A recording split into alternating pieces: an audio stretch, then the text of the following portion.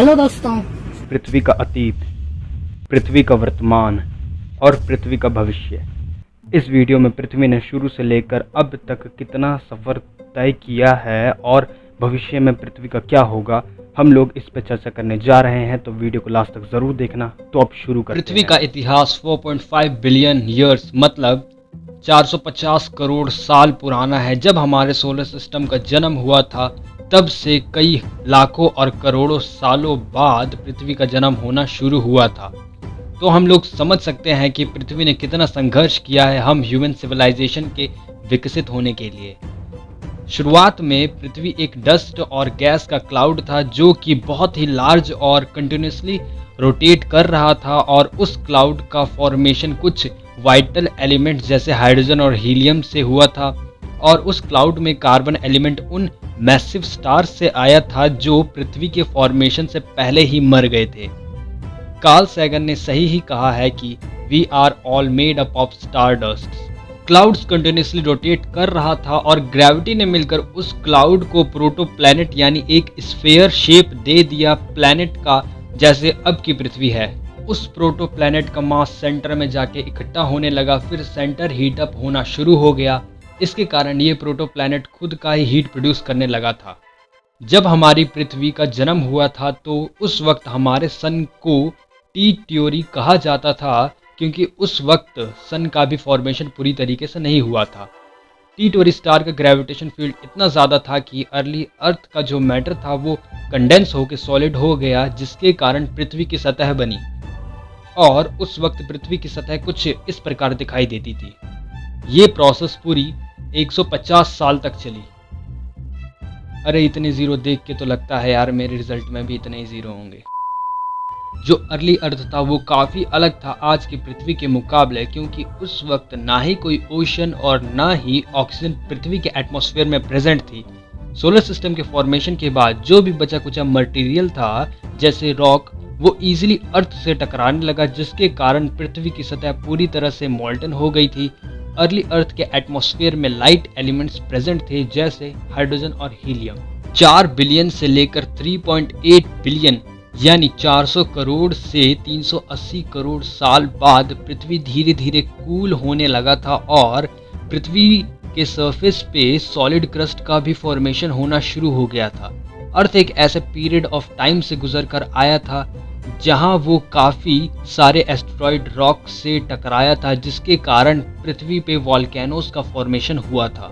फिर एक asteroid belt से पृथ्वी की तरफ आता है जुपिटर के ग्रेविटेशन फील्ड के कारण, देन पृथ्वी से आके टकरा जाता है। इस कोलिजन की वजह से कुछ ऐसा हुआ जिसके कारण हम ह्यूमंस इस पृथ्वी पे हैं। मतलब उस एस्टेरॉयड के टकराने से अर्थ के एटमॉस्फेयर में वाटर इंपोर्ट हुआ, फिर क्लाउड्स का फॉर्मेशन होना शुरू हुआ, और जहाँ पे क्लाउड्स है वहाँ पे रेन ज़रूर होती है, थैंक्स टू बोलॉइड कोलिजन, जिसके कारण ह्यूमंस इस पृथ्वी पे है।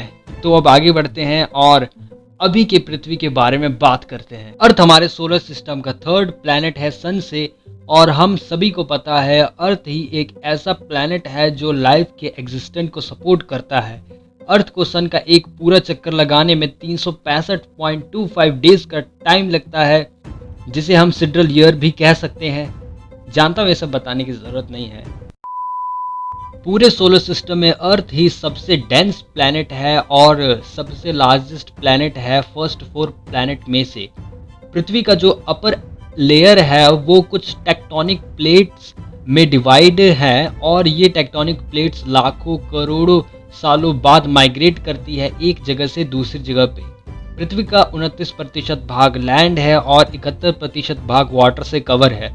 तो अब हमारा फ्यूचर अर्थ कैसा होगा आने वाले हजारों लाखों और करोड़ों साल बाद, उसके ऊपर कुछ विचार करते हैं। पृथ्वी का भविष्य बहुत ही ज्यादा खतरनाक होने वाला है, तो सीट बेल्ट बांध लो क्योंकि बहुत मजा आने वाला है। लगभग अब से 10 लाख साल बाद पृथ्वी का ग्रेविटेशन फील्ड इतना ज्यादा हो जाएगा कि कॉमेट्स, एस्टेरॉइड्स, रॉक्स इजीली अर्थ से आके टकराने लग जाएंगे। ह्यूमन टेक्नोलॉजी आने वाले सालों में इतना ज़्यादा डेवलप हो जाएगा कि ह्यूमंस इजीली प्लैनेट अर्थ का क्लाइमेट चेंज कर सकती है, जिसके कारण नेचर पूरी तरह से अनबैलेंस हो जाएगी। तो अब से 60 करोड़ साल बाद सन की रोशनी इतनी ज़्यादा हो जाएगी कि अर्थ के एटमॉस्फेयर में हाई अमाउंट में सिलिकेट मिनरल आ जाएंगे कार्बन डाइऑक्साइड की जगह पे, जिसके कारण मोस्ट ऑफ द प्लांट्स, चाहे वो C3 या C4 प्लांट, सारे पौधे धीरे धीरे ख़त्म होने लग जाएंगे। और अगर पौधे ख़त्म होंगे तो धीरे धीरे एनिमल्स भी वैनिश होने शुरू हो जाएंगे। और करीब 100 करोड़ साल बाद अर्थ पे ग्रीन हाउस इफेक्ट इतना ज़्यादा हो जाएगा कि ocean, river, lakes easily evaporate हो जाएंगे, टेक्टोनिक्स प्लेट पूरी तरह से तबाह हो जाएंगी और कार्बन साइकिल का तो नामो निशान ही मिट जाएगा। तकरीबन 750 करोड़ साल बाद सन एक रेड जाइंट बन जाएगा और सन का ग्रेविटेशन फील्ड इतना ज़्यादा हो जाएगा कि वो बहुत आसानी से अर्थ को अपने अंदर एब्जॉर्ब कर लेगा। तो गाइज, अर्थ का फ्यूचर इतना ज़्यादा खतरनाक है, पर ये तो बहुत ही कम है। इसके ऊपर एक और वीडियो अलग से लाऊंगा।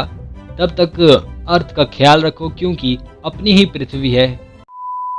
तो वीडियो को ख़त्म करते हैं और प्लीज़ प्लीज़ प्लीज़ सब्सक्राइब वाले लाल बटन को दबा देना और साथ वाली बेल आइकन को हिला देना।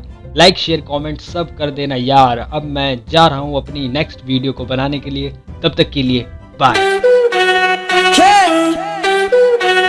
Angel of a dime, baby, and a P.O.P.